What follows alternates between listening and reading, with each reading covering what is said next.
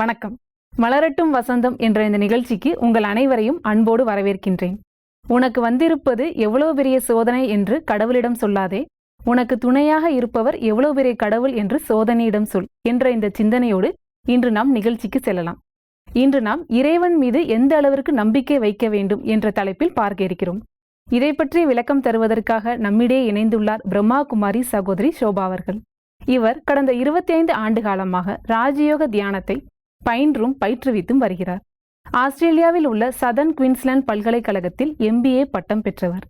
மலேசியாவில் உள்ள தனியார் துறையில் உயர் நிர்வாகியாக பணிபுரிந்து வருகின்றார். பள்ளிகள், கல்லூரிகள், பொது நிலையங்கள், டிவி மற்றும் ரேடியோக்களில் பல ஒர்க்ஷாப், செமினார்கள், மேலும் ஆன்மீக சொற்பொழிவு நிகழ்ச்சிகளை நடத்தி கொண்டு வருகிறார். நேர்களே, உங்கள் அனைவரின் சார்பாக அவரை அன்போடு வரவேற்கின்றேன். வணக்கம் சிஸ்டர். வணக்கம். ஓம் சாந்தி. ஓம் சாந்தி. சிஸ்டர், மனிதர்களோட தொடர்புல வரும்போது மனிதர்கள் பல மொழியில பேசுறாங்க. அப்போ இறைவனிடம் தொடர்பு கொள்வதற்கு ஏதாவது மொழி இருக்கா சிஸ்டர்? நீங்க சொன்ன மாதிரி இந்த உலகம் முழுவதும் உள்ள நம்முடைய சக மனிதர்களும் வெவ்வேறு மொழிகள்ல தான் உரையாடுறோம். ஆனா இறைவனோட உரையாடுறதுக்கு ஏதாவது மொழி இருக்கா அப்படின்னு கேட்டீங்க இல்லைங்களா? இறைவனோட நம்ம பேசுறோமா? பேசுறோம் இல்லைங்களா? இப்ப கோயிலுக்கு போறோம், வழிபாட்டு ஸ்தலங்களுக்கு போறோம், அங்க போய் இறைவன் கிட்ட நம்ம பேசுறோம் இல்லைங்களா? நம்முடைய மனக்குறைகளை சொல்றோம், நம்முடைய மன கவலைகளை சொல்றோம், நமக்கு ஏதாவது கேள்வி இருந்தா கேக்குறோம். இப்போ ஒரு கோயில்ல இல்ல ஒரு வழிபாட்டு ஸ்தலத்துல ஒரு 200 பேர் இருக்காங்கன்னு வச்சுக்கோ. 200 பேரும் என்ன பண்ணிக்கிட்டு இருக்காங்க? வழிபாடு செய்யும் போது அவங்க குறைகளை இறைவன் கிட்ட சொல்லிட்டு இருக்காங்க இல்லைங்களா? கேக்குதா நமக்கு? அவங்க பேசுறதெல்லாம் கேக்குதா? கேட்கல. வாய் விட்டு பேசுறாங்களா? எல்லாரும் வாய் விட்டு பேசினா என்ன ஆகும்? சப்தமா இருக்கும். எல்லாரோட பிரச்சனையும் எல்லாருக்கும் தெரிஞ்சிடும் இல்லைங்களா? ஆனா எல்லாருமே இறைவனோட உரையாடுறோம், பேசுறோம். என்ன மொழியில பேசுறோம்? அவங்களோட மொழியில தான் சிஸ்டர் பேசுவாங்க. அவங்க மொழியில. ஆனா சப்தம் வரலையே. சப்தம் வரல. அதுக்கு என்ன பேரு? சப்தம் இல்லாம பேசுற மொழிக்கு என்ன பேரு? எண்ணங்கள் மூலியமா பேசுறோமா? மௌன மொழி இல்லைங்களா? ஆக இறைவனோடு பேச எனக்கு ஒரு மொழி தேவையில்லை. நம்ம உண்மையா மௌன மொழியில உரையாடுறோம். மௌன மொழி அப்படின்னு சொல்லும் பொழுது நம்ம வாய் விட்டு பேசுறது இல்ல, மனதுல எண்ணங்களை உருவாக்குறோம். இப்ப வாய் விட்டு பேசுறதுக்கு முன்னால நம்முடைய எண்ணங்கள், வார்த்தைகள் வெளிப்படுறதுக்கு முன்னால எண்ணங்கள் தானே முதல்ல வருது, பிறகுதானே அந்த எண்ணங்கள் வார்த்தைகளா வருது. ஆக இறைவனோடு உரையாடும் போது கூட நாம மௌனமா இருந்து மௌன மொழியில தான் பேசுறோம். எண்ணங்களை உருவாக்குறோம். இப்படி இருக்கே, அப்படி இருக்கே, அந்த மாதிரி எல்லாம் எண்ணங்களை உருவாக்குறோம். அந்த எண்ணங்கள் தான் அவரை போய் சேருது. ஆக இறைவனோடு நாம் பேசும் மொழி மௌன மொழி. இறைவன் இந்த உலகத்துல இல்ல அப்படின்னு பார்த்தோம். இறைவன் இந்த உலகத்துக்கு அப்பால் இருக்காரு. இந்த உலகத்துக்கு அப்பால்னு சொல்லும் பொழுது ஆத்மலோகத்துல இருக்காரு. நாம இந்த உலகத்துல இருந்துகிட்டு அவர் கூட பேசிட்டு இருக்கோம். இந்த உலகத்துல உள்ள இந்த அதிநவீன தொழில்நுட்ப சாதனங்கள் எல்லாம் இருக்கு இல்லைங்களா? மொபைல் இருக்கு. இப்போ இங்க இருந்து அமெரிக்கால உள்ள ஒரு நண்பரோட பேசணும்னா நாம டெலிபோன் மூலமா பேசலாம், கைபேசி மூலமா பேசலாம் இல்லைங்களா? இந்த உலகத்துக்கு அப்பால் உள்ள உலகத்துல உள்ள இறைவனோடு பேச இந்த அதிநவீன தொழில்நுட்ப சாதனங்கள் உதவி செய்யாது. இந்த விஞ்ஞான அடிப்படையிலான, அறிவியல் அடிப்படையிலான கண்டுபிடிப்புகள் இதெல்லாம் இந்த உலகத்துக்கு உள்ளதான். அப்பால் உள்ள உலகத்துக்கு அது போய் சேராது. அங்க நம்ம இறைவனோட ஒரு கனெக்ஷன் வச்சுக்கணும் அப்படின்னு சொன்னா உலகிலேயே மிக விரைவாக பிரயாணம் செய்யக்கூடிய மனம் இருக்கு இல்லைங்களா? மனம் என்ற ஆயுதம் இருக்கு இல்லைங்களா? வாகனம். மனம் என்ற வாகனத்தின் மூலமா இறைவனோட நாம பிரயாணம் செய்ய முடியும். இறைவன் இருக்கிற இடத்துக்கு பிரயாணம் செய்ய முடியும். அவரோட மௌனமா உரையாட முடியும் எண்ணங்கள் மூலமா. ஆக நாம இறைவனோட மௌன மொழியில பேசிக்கிட்டு இருக்கோம். நம்ம எந்த இடத்துல இருந்தாலும் நம்மளுடைய எண்ணங்கள் அவருக்கு போய் சேரும்னு சொல்றீங்க அப்படின்னு. ஆமா, நம்ம எங்கே இருந்தாலும் இறைவனை நம்மால நினைக்க முடியும், மனதால நினைக்க முடியும். சிஸ்டர், நம்ம இறைவன் மீது வைக்கும் நம்பிக்கை எப்படி இருக்கணும் சிஸ்டர்?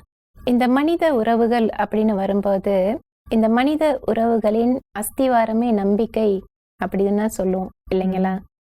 இப்போ நாம ஒரு அம்மா மகன் இந்த உறவை எடுத்துக்கிட்டாலும், அம்மாவுக்கு மகன் மேல நம்பிக்கை இருக்கணும் இல்லைங்களா? மகனுக்கும் அம்மா மேல நம்பிக்கை இருக்கணும். இப்ப கணவன் மனைவி அப்படின்னு ஒரு உறவு இருக்கு. அப்ப 2 பேருக்கும் ஒருத்தர் மேல ஒருத்தருக்கு நம்பிக்கை இருக்கணும் இல்லைங்களா? நம்பலன்னா என்ன ஆகும்? உறவுகள் என்ற அடிப்படையில நம்முடைய சக மனிதர்கள் மேல நமக்கு நம்பிக்கை இல்லை அப்படின்னா என்ன ஆகும்? சண்டை சச்சரவு வரும், குழப்பங்கள் வரும் இல்லைங்களா?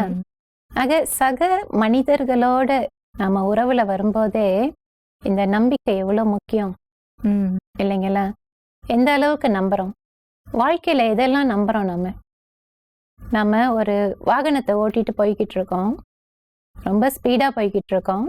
திடீர்னு குறுக்க ஏதோ வருது. அப்ப என்ன பண்றோம்? பிரேக் போடுறோம். எந்த நம்பிக்கையில பிரேக் போடுறோம்? பிரேக் பிடிக்கும் அந்த நம்பிக்கையில தானே போடுறோம் இல்லைங்களா? ஒரு விமான பிரயாணம் மேற்கொள்றோம், அந்த விமானியை நம்ம பார்க்கறது கூட இல்லை இல்லைங்களா? விமானம் எத்தனை 1000 அடி உயரத்துல பறக்குது. அதுல ஒரு 200 பேர் 300 பேர் பிரயாணம் பண்றோம். எந்த நம்பிக்கையில பிரயாணம் பண்றோம்? ஆகாய விமானத்துல. இந்த விமானி நம்ம எல்லாரையும் பத்திரமா கொண்டு போய் சேர்த்துடுவாரு அந்த நம்பிக்கையில தானே. ஆக பல விஷயங்களை நாம நம்புறோம், பல விஷயங்களை கண்மூடித்தனமா கூட நம்புறோம். ஆக மனிதர்களுடைய உறவுலையும் இவ்வளோ நம்பிக்கை தேவைப்படுதே. அப்ப இறைவனோட நாம ஒரு உறவை வச்சுக்கணும்னா அந்த இறைவனை நாம எந்த அளவுக்கு நம்பணும் இல்லைங்களா? சொல்லுவாங்கல்ல, கடவுளை நம்பினோர் கைவிடப்படார். ஆக அந்த நம்பிக்கைக்கு உதாரணமா ஒரு கதை கூட சொல்லலாம். ஒரு பக்தர் இருந்தாரு. அந்த பக்தர் அனுதினமும் இறைவனை வழிபாடு செய்வார். ஆனா அவர் ஒரு ஏழை பக்தர். அவருக்கு வாழ்க்கையில நிறைய பிரச்சனைகள். ஒரு நாள் அவருக்கு ஒரு பெரிய பிரச்சனை வந்துடுச்சு. அவரால் தாங்க முடியல, ரொம்ப நொந்து போயிட்டாரு. அப்ப இறைவன் கிட்ட அவரு வழிபாடு செய்யும் போது ரொம்ப அழுதாரு. எனக்கு இவ்வளவு பெரிய பிரச்சனை இருக்கு, நீங்க தான் என்னுடைய பிரச்சனையை தீர்த்து வைக்கணும் அப்படின்னு அழுதுகிட்டே தூங்கிட்டார். கனவுல இறைவன் வந்தார். கனவுல இறைவன் வருவாரா அப்படின்னு கேட்காதீங்க, இது ஒரு கதை. கனவுல இறைவன் வந்தாரு. இறைவன் கேட்டாரு, பக்தா எப்படி இருக்கிறாய் அப்படின்னு கேட்டாரு. அப்போ அந்த பக்தர் சொன்னாரு, எனக்கு வாழ்க்கையில நிறைய பிரச்சனைகள், என்னால தாங்கவே முடியல, ரொம்ப நொந்து போயிட்டேன், ரொம்ப மனசு உடைஞ்சு போயிட்டேன் அப்படின்னு. அப்போ பக்தர் கேட்டாரு, என்னோட பிரச்சனையெல்லாம் தீர்றதுக்கு எனக்கு ஒரு வரம் கொடுங்க. அப்ப இறைவன் கேட்டாரு, சரி என்ன வரம் வேணும் கேளு அப்படின்னு. அப்ப பக்தர் சொன்னாரு, எனக்கு பெருசா ஒன்றும் வேண்டாம், என்னோட வாழ்க்கையில நீங்க எப்பவும் என் கூட துணையா இருக்கணும், என்னை விட்டு போகக்கூடாது, என் கூடயே இருக்கணும் அப்படி சொன்னாரு. ஆக இறைவனும் அந்த வரத்தை கொடுத்துட்டு மறைஞ்சிட்டாரு. அதற்கு பிறகு அந்த பக்தருடைய வாழ்க்கையில இன்னும் அதிகமா பிரச்சனைகள் வந்தது. இன்னும் அதிகமா பிரச்சனைகள் வந்தது. அவரும் எல்லாத்தையும் சமாளிச்சுக்கிட்டே வந்தாரு. ஒரு நாள் அவரால் தாங்க முடியல. அவருக்கு சந்தேகம் வந்துடுச்சு, என்னடா இது, இறைவன் நமக்கு வரம் கொடுத்தாரு என் கூடயே இருப்பேன்னு, ஆனா இப்போ எனக்கு நிறைய பிரச்சனைகள் வருது, என்னால தாங்கவே முடியலையே. இந்த மாதிரி யோசிச்சுக்கிட்டே தூங்கிட்டாரு. அன்றைக்கு கனவுலையும் இறைவன் வந்தாரு. இறைவன் வந்து கேட்டாரு, பக்தா எப்படி இருக்கு அப்படின்னு கேட்டாரு. அப்ப இந்த பக்தர் தான் ரொம்ப நொந்து போயிருக்காரு இல்லைங்களா? அவர் சொன்னாரு, நீங்க வரம் கொடுத்துட்டு போனதுல இருந்து ரொம்ப கஷ்டப்படுறேன் அப்படின்னு சொன்னாரு. அப்ப இறைவன் அவரை பார்த்து சிரிச்சார். சரி வா, நான் உனக்கு ஒரு காட்சியை காட்டுறேன் அப்படின்னு சொன்னாரு. அப்ப இறைவன் அவருக்கு ஒரு காட்சியை காட்டினாரு. அந்த காட்சியில என்ன தெரிஞ்சது அப்படின்னா, ஒரு கடற்கரை தெரிந்தது. கடற்கரைன்னு சொன்னா மணற்பரப்பு இருக்கும் இல்லைங்களா? அந்த மணற்பரப்புல 2 பேர் நடந்து போன மாதிரி, 2 நபர்கள் நடந்து போன மாதிரி பாத அடிகள் பதிஞ்சிருந்தது. அப்ப இறைவன் சொன்னாரு, பாரு, இதான் உன்னுடைய வாழ்க்கை பிரயாணம். இந்த பிரயாணத்துல நான் உன் கூடயே தான் வந்துட்டு இருக்கேன், நல்லா பாத்துக்கோ அப்படின்னு சொன்னாரு. இந்த பக்தரும் அந்த காட்சியை நல்லா பார்த்தார், நல்லா கூர்ந்து கவனித்து பார்த்தார்.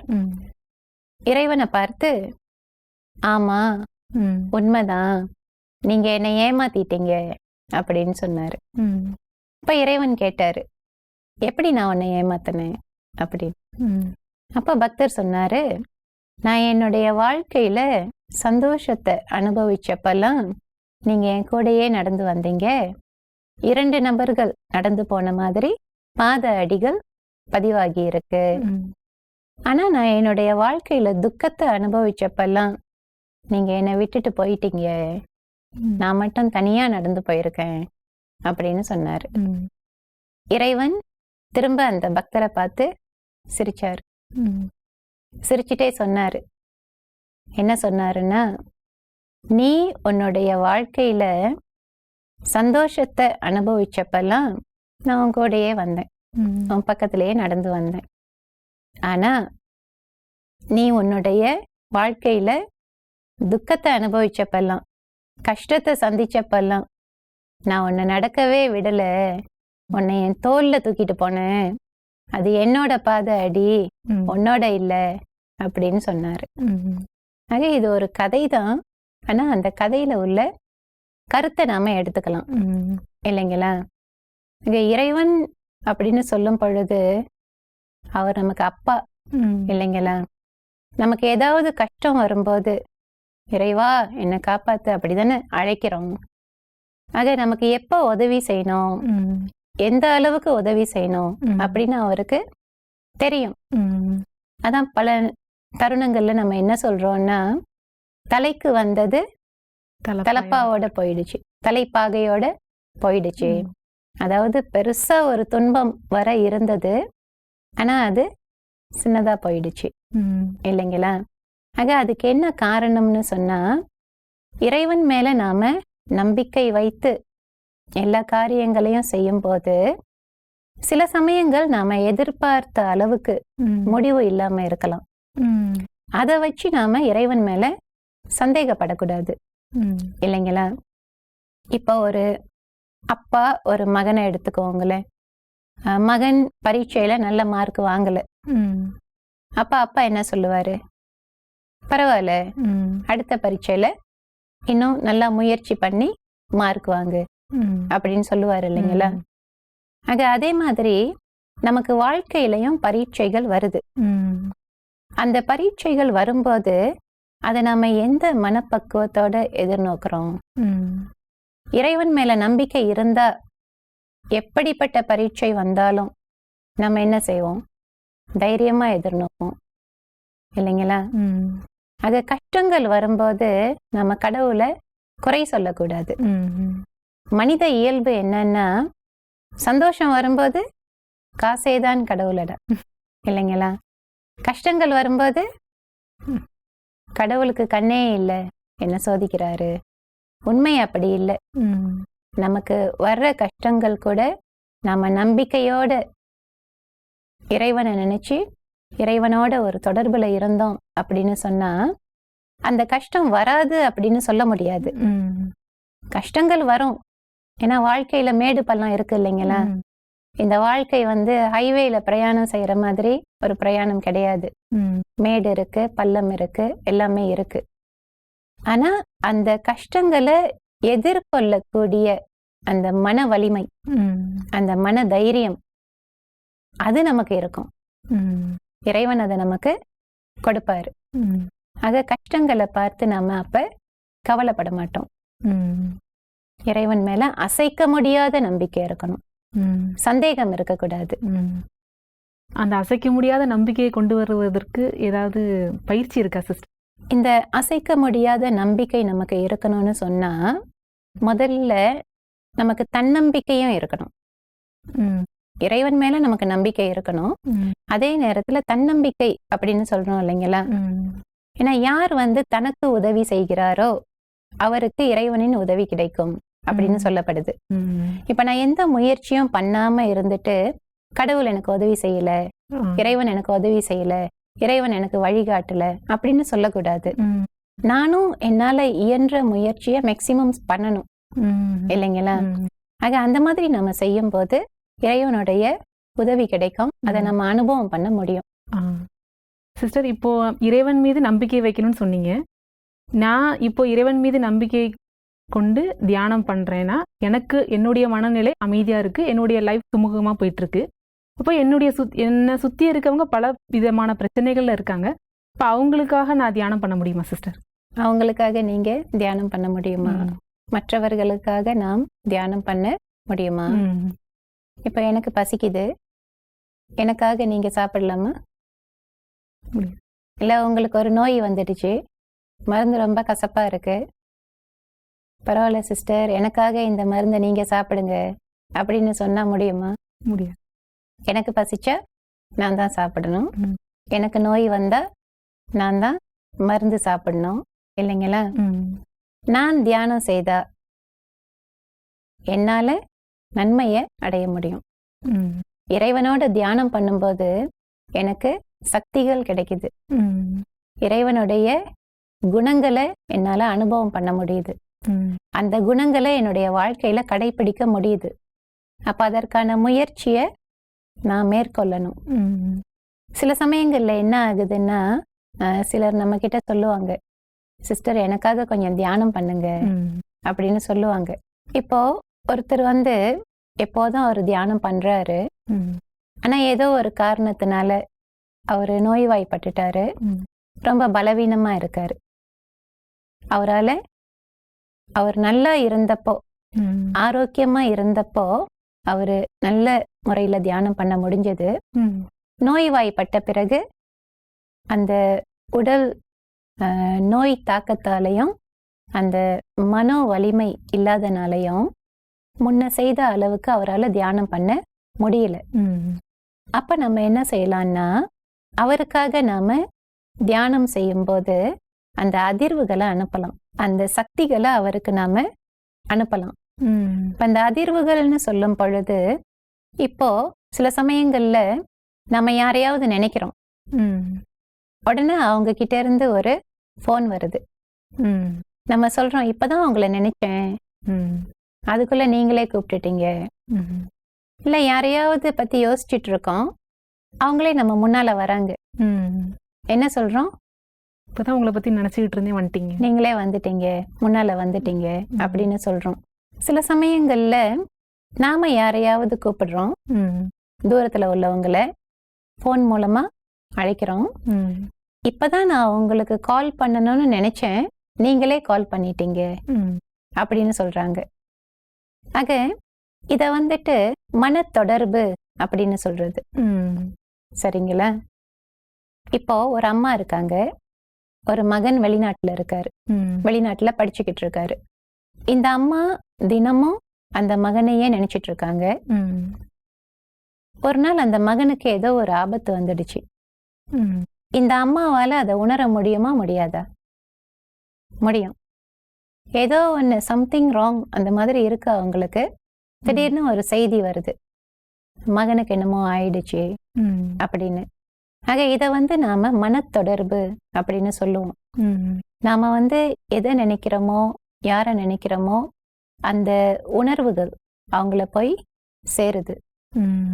ஆக நான் தியானம் பண்ணும்போது மற்றவர்கள் பலவீனமா இருக்காங்க இல்லைங்களா, பிரச்சனைகள்ல இருக்காங்க இல்லைங்களா, கஷ்டத்துல இருக்காங்க இல்லைங்களா, அவங்களுக்கு என்னால அதிர்வுகளை அனுப்ப முடியும். அதே நேரத்துல அவங்களும் முயற்சி பண்ணணும், அவங்களும் தியானம் பண்ணணும். இப்ப நான் அவங்களுக்கு அனுப்புற அதிர்வுகள் பலவீனமா இருக்கிறவங்களுக்கு அவங்களுக்கு இன்னும் கொஞ்சம் கூடுதல் பலத்தை கொடுக்கும், கூடுதல் சக்தியை கொடுக்கும். அதனால சில சமயம் நம்ம பார்த்தோம்னா நாம தனியா உட்கார்ந்து தியானம் பண்றதுக்கும் நாம ஒரு 10 பேர் ஒரு அறையில ஒன்றாக அமர்ந்து தியானம் பண்றதுக்கும் வித்தியாசம் இருக்கு. நம்ம தனியா உட்கார்ந்து தியானம் பண்ணும்போது இறைவனோட தொடர்பு கொண்டு அந்த சக்தியை நம்ம சுற்றி பரப்புறோம், நமக்குள்ள நிரப்பிக்கிட்டு நம்ம சுற்றி பரப்புறோம். அதே மாதிரி 10 பேரும் செய்யும்போது எவ்வளவு சக்தி இருக்கு இல்லைங்களா? ஆக மற்றவர்கள் உதவி தேவைப்படும் போது, கஷ்டத்துல இருக்கும்போது அவங்க நமக்காக அவங்களுக்காக நம்ம தியானம் பண்ணணும் அப்படின்னு கேக்குறாங்க இல்லைங்களா? அவங்களுக்கும் நம்ம வழிகாட்டலாம், தியானத்தை கற்றுக் கொடுக்கலாம், அவங்களும் செய்யணும். அதே நேரத்துல அவங்களோட உட்கார்ந்து நாமளும் தியானம் பண்ணி அந்த சூழ்நிலையில நல்ல அதிர்வுகளை பரப்பலாம். இப்போ எண்ணங்களுக்கு அவ்வளோ சக்தி இருக்குன்னு சொல்றீங்க. ஆமா. இப்போ நம்ம பாசிட்டிவான எண்ணங்களோட அவங்களுக்கு சக்தி கொடுக்கும்போது பாசிட்டிவான எனர்ஜி போய் சேருதுன்னு சொல்றீங்க சிஸ்டர். அதே சமயத்துல ஒருத்தவங்களை நம்ம திங்க் பண்ணும்போது நெகட்டிவா திங்க் பண்ணா அந்த நெகட்டிவான வைப்ரேஷன் போய் சேருங்களா? இப்ப தியானம்னு சொல்லும் பொழுதே தியானம் என்பது சதா நல்ல எண்ணங்களை, உயர்ந்த எண்ணங்களை கொண்டிருப்பது, நேர்மறையான எண்ணங்களை கொண்டிருப்பது இல்லைங்களா? அதோட இறைவனோட தியானம் அப்படின்னு சொல்லும் பொழுது அப்ப நாம நெகட்டிவா யோசிக்க கூடாது, யோசிக்க மாட்டோம். ஒரு நெகட்டிவா யோசிக்க மாட்டோம் சிஸ்டர். ஆனா நெகட்டிவான வைப்ரேஷன் கிரியேட் பண்ணாலும் அதுவும் போய் ரீச் ஆகுமான்னு கேட்க. ஆமா. இப்போ நம்ம மனதுல ஒரு நெகட்டிவா நினைக்கிறோம், ஒருத்தரை பத்தி கெட்டது நினைக்கிறோம், அதுவும் போய் ரீச் ஆகும். சிஸ்டர், நம்மளை சுற்றி உள்ளவர்களுக்கு நல்ல அதிர்வலைகளை கொடுக்கணும்னு சொன்னீங்க. இதை பற்றி ஒரு தியான அனுபவம் கொடுங்க சிஸ்டர். ஓம் சாந்தி. நான் ஓய்வாக அமர்ந்து எனக்குள்ளே ஆழமாக செல்கிறேன். நான் அழிவில்லாத ஆத்மா, இறைவனின் அன்பு குழந்தை.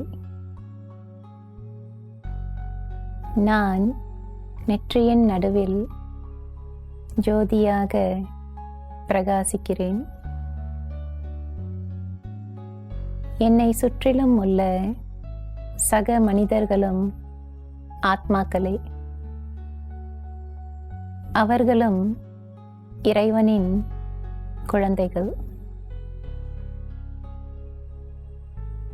இப்போது முதல் என் உறவிலும் தொடர்பிலும் வரும் ஒவ்வொரு மனிதரையும் நான் ஆத்மாவாக பார்க்கிறேன்.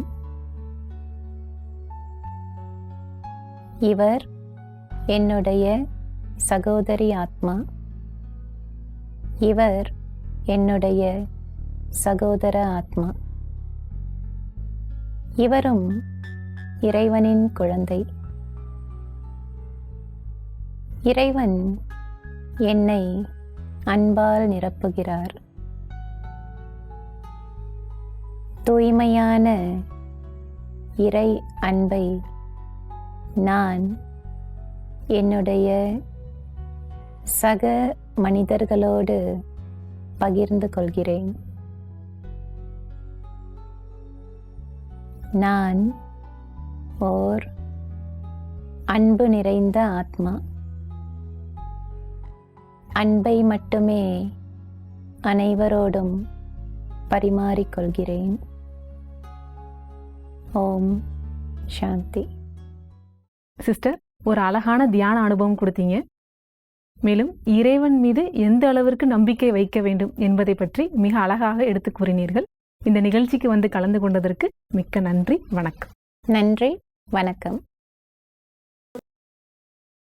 என்ன நேயர்களே, நிகழ்ச்சியை பார்த்தீங்களா? தியானத்தின் மூலம் இறைவனோடு எவ்வாறு உரையாட வேண்டும் என்பதை பற்றி தெரிந்து கொண்டோம். மேலும் தன்னம்பிக்கையும் இறைவன் மீது அசைக்க முடியாத நம்பிக்கையும் இருக்க வேண்டும் என்பதை பற்றியும் தெரிந்து கொண்டோம். இந்த நிகழ்ச்சி இதோடு நிறைவு பெறுகிறது. மீண்டும் மற்றொரு நிகழ்ச்சியில் உங்களை சந்திக்கும் வரை நன்றி கூறி விடைபெறுகிறேன். நன்றி, வணக்கம்.